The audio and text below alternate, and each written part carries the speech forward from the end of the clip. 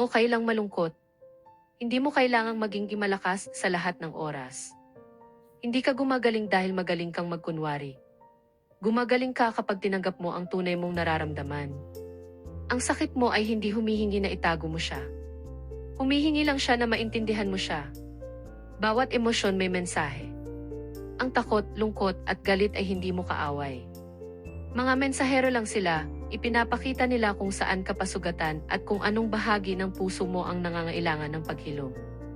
Kapag naintindihan mo ang sakit mo, nagiging karunungan ito.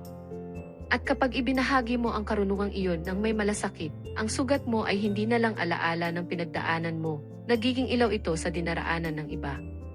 Minsan, kaya mo nalampasan ang pinakamadilim mong yugto, hindi lang para mabuhay, kundi para balang araw, kapag may ibang naligaw sa sarili nilang dilim, may makita silang taong makapagsasabing, "Nandyan na rin ako dati." May pag-asa. May daan palabas. At baka ikaw ang liwanag na ipinadala para ipaalala sa kanila na hindi pa tapos ang kwento nila.